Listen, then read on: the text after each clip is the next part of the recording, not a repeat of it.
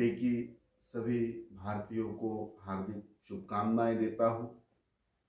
आज का सब्जेक्ट जो है वो क्रिश्चियन धर्मीय लोगों के बारे में हमें बात रखनी चाहिए।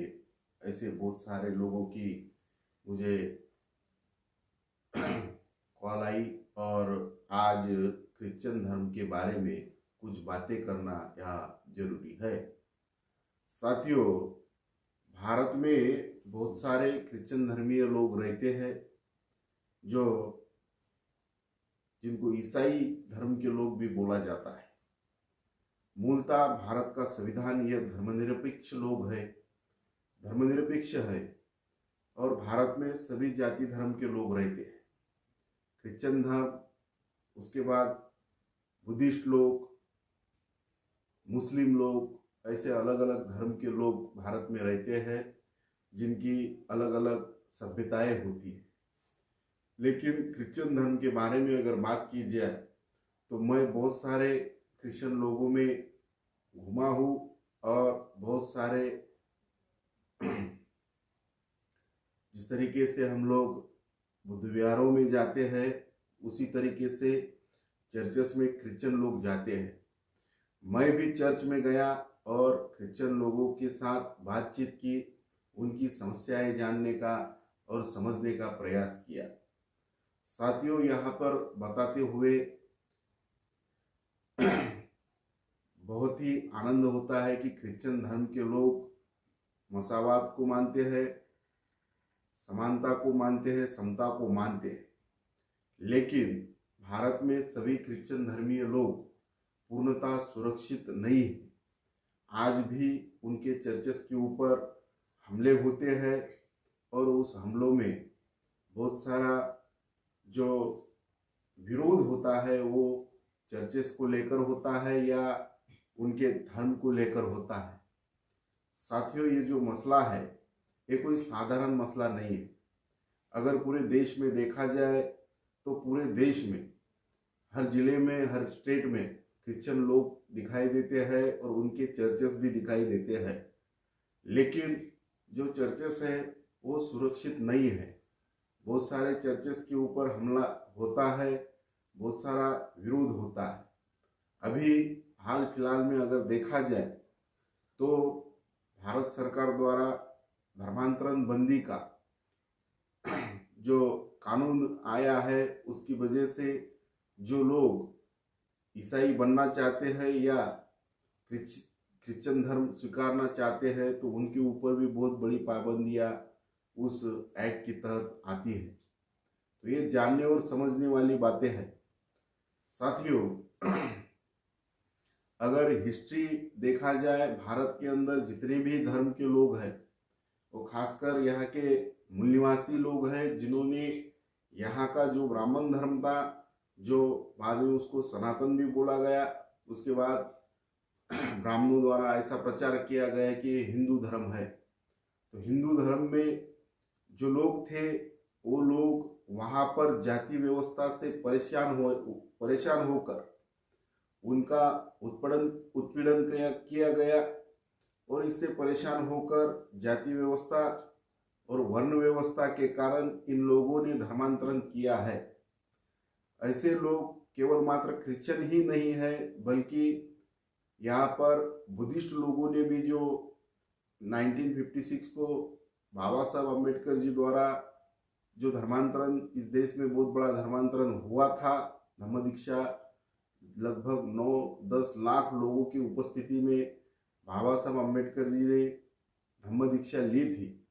तो साथियों, ये जो धम्म दीक्षा हुई थी तो ये लोग जो बौद्ध धर्म को अपनाने वाले लोग थे वो लोग भी अपने मर्जी से नहीं बल्कि हिंदू धर्म में रहकर उनके ऊपर जो अन्याय अत्याचार होता था, जो जातिवाद के वो शिकार बनते थे, इस बात के कारण ही उन लोगों ने, बुद्धिस्ट लोगों ने धर्मांतरण किया था। तो उसी प्रकार शेड्यूल भारत में रहने वाले SC ST OBC के लोग हैं, वो लोग जब हिंदू धर्म में थे तो जाति व्यवस्था के शिकार बने। तो इसको परेशान होकर इन्हीं लोगों ने जो भारत के रहने वाले लोग थे, जो भारत के मूलनिवासी लोग थे, जो बहुजन समाज के लोग थे, उन्हीं लोगों ने परेशान होकर हिंदू धर्म को त्याग कर किसी ने मुस्लिम धर्म अपनाया, किसी ने बुद्धिस्ट धर्म अपनाया, तो किसी ने क्रिश्चियन धर्म अपनाया। साथियों, इससे भी अगर जब हम लोगों ने जानकारी हासिल की तो हमें ये जानकारी मिली कि आदिवासी लोग जो है, आदिवासियों ने भी बहुत बड़े पैमाने पर भारत में क्रिश्चियन धर्म को स्वीकार किया है और आदिवासियों में से कन्वर्ट होकर वर्तमान भारत में जो आदिवासी है, पूर्व में वो आदिवासी लोगों ने कन्वर्शन किया और वो लोग धर्मांतरण करके क्रिश्चियन बन गए। जिस तरीके से, जैसे कि शेड्यूल कास्ट के लोग महाराष्ट्र में अगर देखा जाए तो शेड्यूल कास्ट में जिन लोगों ने धर्मांतरण करके बुद्धिस्ट धर्म अपनाया है और वो शेड्यूल कास्ट के हैं, तो आज भी उन्हें संवैधानिक अधिकार के तहत उनको उनका संवैधानिक आरक्षण भी मिलता है। वो हिंदू धर्म के नहीं है, इसके बावजूद भी उन लोगों को, बुद्धिस्ट लोगों को जिस तरीके से शेड्यूल कास्ट का आरक्षण मिलता है, उसी तरीके से पूरे भारत में क्रिश्चियनों में भी आरक्षण मिलता है। क्रिश्चियनों में भी शेड्यूल कास्ट है, आदिवासी लोग हैं जिन्होंने धर्मांतरण किया है, तो उनको भी रिजर्वेशन मिलता है। साथियों, ये सब बातें अगर ध्यान में रखी जाए तो वर्तमान में जो समस्याएं मुसलमानों की है, बुद्धिस्ट लोगों की है, उसी प्रकार क्रिश्चियन समाज के लोगों की, क्रिश्चियन धर्मीय लोगों की भी है। तो इसकी तय तक जब हम लोग पहुंचे तो हमें ये बात ख्याल में आई कि जब तक भारत में जो क्रिश्चियन लोग हैं, उनके जितने भी संगठनाएं हैं, जितने भी संगठन जो भी लोग चलाते हैं, या तो उनके चर्चेस का संगठन होता है या वो 10-15-20 चर्चेस मिलकर एक संगठन होता है, या ज़्यादा से ज़्यादा स्टेट लेवल का संगठन होता है। लेकिन साथियों, सेंट्रल लेवल तक ऐसा ज़्यादा कोई ऐसी संगठित शक्ति क्रिश्चियन धर्मीय लोगों ने अभी तक निर्माण नहीं की। यह सबसे बड़ी समस्या है। अगर भारत में किसी भी स्टेट में जाओ तो कहीं पर भी ऐसा नहीं दिखाई देता कि वहाँ पे क्रिश्चियन धर्मीय लोग सुरक्षित है। भारत के किसी भी कोने में अगर आप चले जाओ तो वहाँ पर जो समस्याएं महाराष्ट्र में दिखाई देती है, वही समस्याएं लगभग मणिपुर में भी दिखाई देती है। तो इस बात के लिए हमने जब उसकी तय तक उसके बारे में सोचा और समझा, कुछ एक्सपर्ट क्रिश्चियन लोगों के साथ, कुछ पास्टर लोगों के साथ बातें किया, उनके साथ नजदीकियां बढ़ाकर उनकी समस्याओं को समझा, तो साथियों ये समझ में आया कि जब तक हम इस बात को नहीं समझते कि हमारी समस्या ये देशव्यापी समस्या है, ये राष्ट्रीय समस्या है, राष्ट्रव्यापी समस्या है, तो इस राष्ट्रव्यापी समस्या का समाधान किसी स्टेट लेवल के, डिस्ट्रिक्ट लेवल के संगठन के द्वारा नहीं पूरी हो सकती है, नहीं फुलफिल की जा सकती है। अगर संगठन में आपको जितने भी संगठन क्रिश्चियन धर्मियों में दिखाई देंगे तो वो ज्यादातर धार्मिक संगठनाएं चलाने वाले लोग हैं। अगर किसी एक धर्म की धार्मिक संगठना के साथ अगर पूरे 100% क्रिश्चियन समाज भी, क्रिश्चियन धर्मीय लोग भी एकत्रित होते हैं तो उनकी समस्याओं का समाधान नहीं किया जा सकता। तो इसीलिए अभी अभियान चलाना होगा, पूरे देश भर में अभियान चलाना होगा कि जिस तरीके से हम लोग क्रिश्चियन लोगों के बारे में बात कर रहे हैं, वही समस्या लगभग बुद्धिस्टों की भी है, वही समस्या सिख धर्मियों लोगों की भी है, वही समस्या मुसलमानों की भी है। तो ये सब छोटे छोटे धर्म वाले जो लोग हैं, इनके बारे में अगर सोचा जाए तो भारतीय संविधान के तहत इनको अल्पसंख्यक दर्जा मिला है। तो ये अल्पसंख्यक धर्मीय लोग जो है, इन सभी लोगों ने एकत्रित आकर एक सामाजिक सोशल ऑर्गेनाइजेशन बनाना चाहिए और सोशल ऑर्गेनाइजेशन के तहत अपनी अपनी समस्याओं का समाधान ढूंढना चाहिए। समस्या अगर राष्ट्रव्यापी है तो हम लोगों को समाधान भी राष्ट्रव्यापी निकालना होगा। इसीलिए ये जो छोटे छोटे लोगों की धार्मिक संगठनाएं हैं, इनको परिवर्तित करके हमें सोशल ऑर्गेनाइजेशन में जुड़ना चाहिए और सभी धर्म का मिलकर सोशल ऑर्गेनाइजेशन में काम करके हमारे समस्याओं का समाधान ढूंढना चाहिए।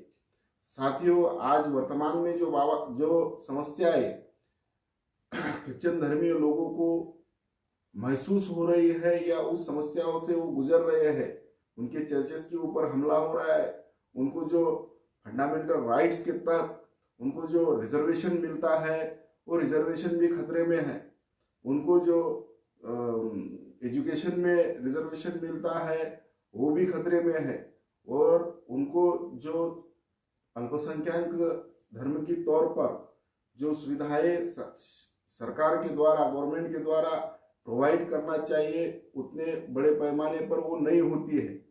1947 के पहले कोई ऐसा धर्मांतरण बंदी का कानून भी लागू नहीं था। उस समय जब ख्रिस्ती लोग अपने धर्म का प्रचार और प्रसार करते थे तो बहुत बड़े पैमाने पर धर्मांतरण होता था और बहुत बड़े पैमाने पर भारत में, पूरे देश में लोग क्रिश्चियन धर्म को अपनाते थे। लेकिन वर्तमान में जो धर्मांतरण बंदी का कायदा, जो कानून लागू किया गया, उसकी वजह से धर्म का प्रचार और प्रसार करने में भी बहुत परेशानियां हो रही है, और इन सभी समस्या केवल मात्र क्रिश्चियन धर्मीय लोगों को नहीं हो रही है, बाकी सभी अल्पसंख्यक लोगों के साथ यही समस्या हो रही है। अगर देखा जाए तो इस देश में बहुत सारे लोगों ने क्रिश्चियन धर्म अपनाया, उसी तरीके से बुद्धिस्ट लोगों ने बुद्धिस्ट धर्म अपनाया, मुस्लिम लोगों ने मुस्लिम धर्म अपनाया। इसका महत्वपूर्ण रीजन यह है कि जो हिंदू धर्म है, हिंदू धर्म में जाति व्यवस्था है, और जाति व्यवस्था के कारण कोई भी निचली जाति का आदमी अगर है तो उसे कोई भी अधिकार नहीं मिलता है धार्मिक तौर पर कि वो ऊंचा बन सके। वो जन्मजात होता है, जन्मजात उसकी जाति डिसाइड की जाती है, और जन्मजात जाति डिसाइड होने के बाद जो उसके पुरखों की जाति रहती है, उसी जाति में वो पैदा होता है और उसी जाति में वो मरता है। जितने अधिकार उसको मिलना चाहिए अपना मानवीय जीवन व्यतीत करने के लिए, उतने भी अधिकार उन लोगों को नहीं रहते हैं। या आज वर्तमान में अगर ऐसा जातिवाद दिखाई भी नहीं देता होगा, फिर भी सुप्त रूप से यही प्रचार और प्रसार किया जाता है। तो इसी समस्याओं को ध्यान में रखकर भारत के बहुत सारे लोग बुद्धिस्ट, क्रिश्चियन या मुस्लिम धर्म, सिख धर्म अपनाते हैं। तो ये जो धर्मांतरण बंदी का कायदा है, कानून आया है, इस कानून के तहत अभी सभी धर्मीय लोगों को ये समस्याएं, उनके धर्म का प्रचार और प्रसार करने की समस्या बहुत बड़े पैमाने पर आ रही है। तो साथियों, ये जो कानून है, ये कानून अगर बदलना है तो हमें सेंट्रल गवर्नमेंट में हमारा प्रतिनिधि होना चाहिए, जो हमारे हक और अधिकारों के लिए हमारी लड़ाई लड़े। तो इसीलिए हमारे हक और अधिकारों की लड़ने वाले लोग, उनको अगर वहां पर भेजना है तो हम लोगों को केवल क्रिश्चियनों को ही नहीं बल्कि बुद्धिस्ट, सिख, जैन और मुसलमानों को एकत्रित आकर सोशल ऑर्गेनाइजेशन चलाना चाहिए, और सोशल ऑर्गेनाइजेशन में कुछ कॉमन मिनिमम प्रोग्राम बनाकर हम लोगों को ये राष्ट्रव्यापी आंदोलन खड़ा करना चाहिए या राष्ट्रव्यापी संगठन खड़ा करना चाहिए। क्योंकि अगर हमारी समस्या राष्ट्रव्यापी है तो हमें समाधान भी राष्ट्रव्यापी ढूंढना होगा। इतनी ही बात कहकर मैं मेरी वाणी को